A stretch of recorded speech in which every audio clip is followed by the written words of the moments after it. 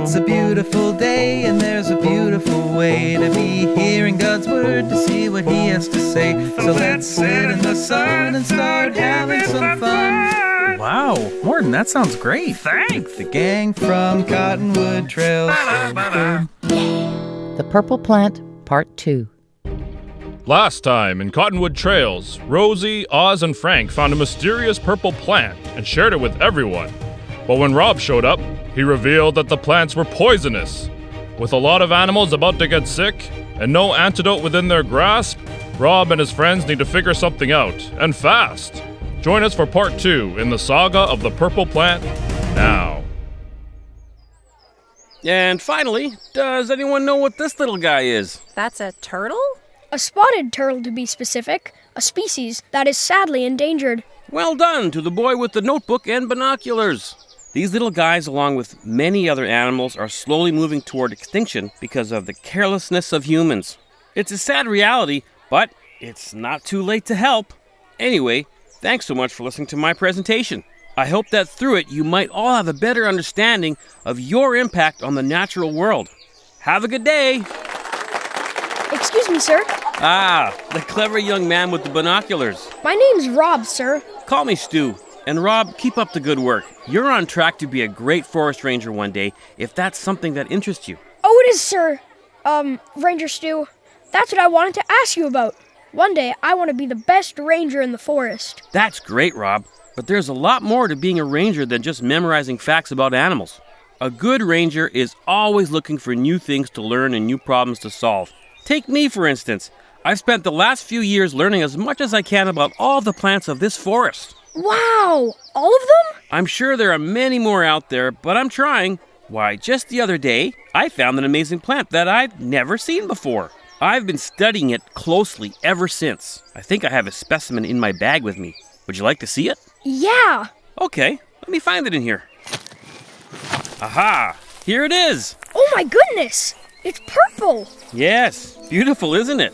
But there is something else to note about this particular plant. What? It's highly toxic. It's poisonous? Yeah. From within my research cabin deep in the forest, I've been conducting tests and have found that the poison in this plant is quite deadly. Not only that, but there is only one thing I've uncovered that can effectively counteract the toxins. Yikes! I don't want to get too close to it. Not to worry, Rob. The plant is only dangerous if eaten. I've uncovered all kinds of information in my research cabin. That place sounds awesome! I wish I could see it. Well, it was an old abandoned ranger cabin until I fixed it up to do research. It works really well, but unfortunately, it's pretty far into the woods. How do you remember where it is? I've been there so many times that I can get there pretty easily. But when I first started going there, I had to make this map just to find my way back and forth. A map? Cool! You can keep it if you like. I don't really need it anymore. Really? Gee, thanks! You're welcome, Rob. My research cabin is not easy to get to. Maybe one day when you're a ranger, you can go find it. Find it. Did you find it? No, I've looked everywhere. What's he looking for again? Some old map we got a long time ago. So what does it lead to? He didn't say. I'm hoping cola. Aha! I found it! Great. So why do we need this map and what'll it lead us to? Remember how I mentioned Ranger Stu? Stew. My thoughts exactly. Right. Well, he had a cabin where he used to do research. He gave me this map a long time ago to help me find my way there. What do you think his research will tell us? I remember him mentioning that he had found an antidote for the poison of the purple plants.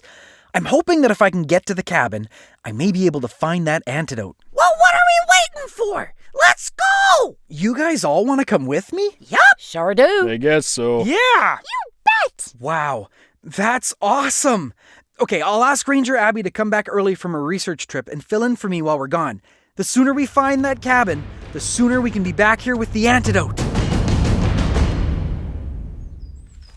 How long is this gonna take? Yeah, my feet are killing me. Shouldn't we be at that cabin by now? There's still quite a bit to go. We only just passed the strawberry patch. So what's the next thing to look out for on the map? Apparently there's a huge oak tree that we should see pretty soon. And then after that, we need to make our way through the mellow marsh. Ooh, the mellow marsh. Sounds so bright and cheerful. This place is dark and creepy. And it smells like my Uncle Gilbert's breath. Who named this marsh? It's a very misleading name. Yeah, can we go back to the tree? Well, according to Ranger Stu's map, this is the way to his cabin. It may be gross and smelly and a little creepy, but I'm sure we can survive it. That's what we used to say about Uncle Gilbert's breath, too. Where's the path? I don't want to sink into this watery muck. I think we'll be okay if we just stay on the grassy spots. Well, let's get moving. I want to get out of this place quickly. Okay, I'll go first. Follow behind me, guys, and try to step where I step. This is gross. Our feet are going to be all covered in mud after this. Not to mention all the bugs that are probably in here. And smelly swamp gunk. Well, I like it. The squishy mud feels really nice in between my toes. Plus, I love the way that it holds on to you so tight that you can't move. Can't move? What are you talking about? Morton, you went off the path. Are you stuck? Yeah, I think the mud wants to be friends because it's really hugging me tight. It's pretty deep. Morton's legs are both under mud. We gotta get him out. Frank, give me a hand. Come on, Morton. Frank, watch where you step. You might sink in. Whoops, too late. Oh no! Frank's stuck too! What do I do here, Rob? Just walk out. I'll show ya. It can't be that hard. Ugh, I may have underestimated how strong this mud is. Rob, help me pull them out! Oz, don't pull my arm like that. I'm losing my balance. Whoa, whoa. Look out! Welcome to the party. I can't believe you both fell in too. Ugh, you guys were right. This mud is really strong. I'm touched that you want to hug me so tight, Mud, but I'm starting to feel like I need some space. Rosie, it's up to you. Can you go find a way to get us out of here? I'll try! Just stay on the grassy spots. The last thing we need is for you to fall in too. I'll be back as soon as I can. Now I guess we just need to wait. I wonder how long it'll be. It's been forever. I'm bored, Rob. I know this is kind of weird timing, but do you guys want to hear a story? May as well. Sure. What else are we gonna do? Okay, this is another one about Jesus and his disciples. They were entering a house to eat supper together, but there was something they needed to do first. You see, in those days, the roads and pathways were dirty and dusty, and it was common to have servants come and wash your feet before you'd go inside so you didn't spread dirt around. Sheesh! That doesn't sound like a nice job. No kidding. Cleaning dirty, disgusting feet. I think I'd rather clean Morton's armpits. That sure is saying something. Yes, cleaning feet really was a disgusting job. It was such a bad job that only the lowliest servants would have to do it, which is what made what happened next even more amazing. Well, we're all sitting. Let's bring on the food. Hey, look, Peter. Jesus is getting up. Why is he filling up that water basin? He's bending down in front of Matthew. What is he doing? Is he? He's washing Matthew's feet. Hold on! Did you say Jesus was washing his disciples' feet? I thought you said that was a job that only the lowliest servants did. Normally it was. Wait, Jesus wasn't a servant? At least, I don't think he was. He was the boss, right? Yes, he was the last person on earth who should have been doing that job. The King of Kings, Lord of everything, washing the dirty feet of his disciples. Huh. But why would he do that? Luke 20:28 says that Jesus came not to be served, but to serve others and to give his life as a ransom to many. In fact, his desire to serve was so strong that he eventually allowed himself to be put to death so that we could have life. Wow! So did he wash all their feet? Yep. One by one, Jesus washed their feet. When he got to Peter, Peter couldn't believe what he was seeing and didn't think it was appropriate for his Lord and Master to be washing his feet. No, Lord. I won't let you wash my feet. Unless I wash you, you won't belong to me. What? Well, then wash my hands and head as well, Lord. What did Jesus mean? Yeah, why was it so important that Jesus washed their feet? That's a great question. I think this situation is a picture of the cleaning that Jesus can do in our spiritual lives. Only Jesus can help us get rid of the dirt and grime in our souls. Peter and the other disciples didn't quite understand what he meant at that moment, but Jesus knew that in time they would realize that he was more than just their amazing leader. He was also the savior of the whole world. And there he was, cleaning feet. That's right. After cleaning their feet, Jesus said, Do you understand what I was doing? You call me teacher and Lord, And you are right, because that's what I am.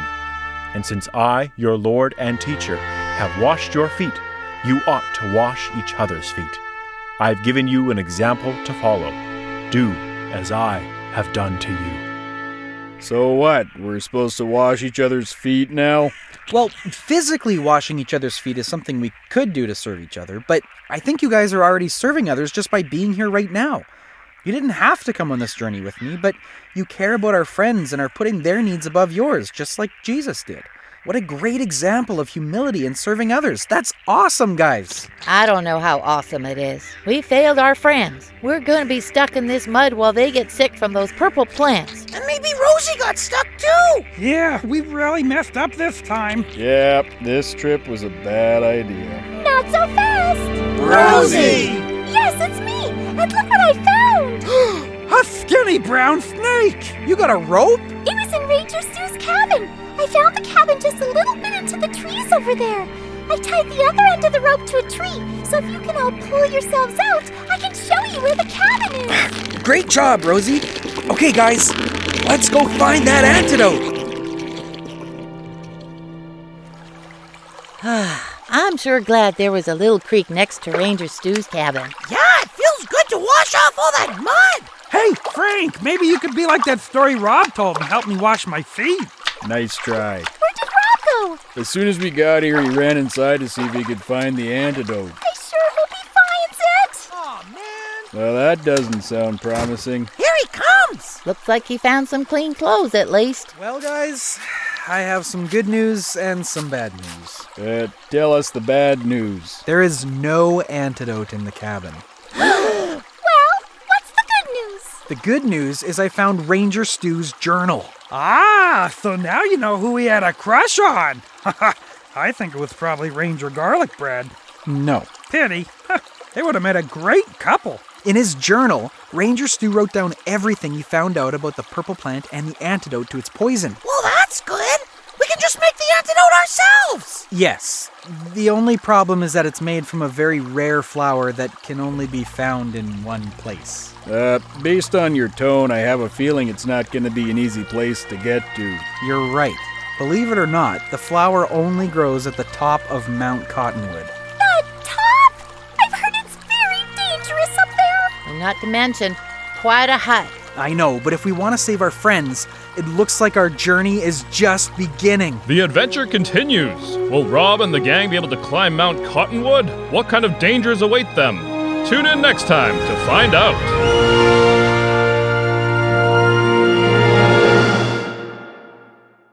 This has been a donor-funded production by Square One World Media, created and written by Jordan Evans. Starring in this episode were Jordan Evans, Karen Reimer, Joanna Braun, Ivan Raymond, Evan Clark, Eric Borman, Ezra Enns, Chris Lim, Benjamin Rempel, and Nora Johnston.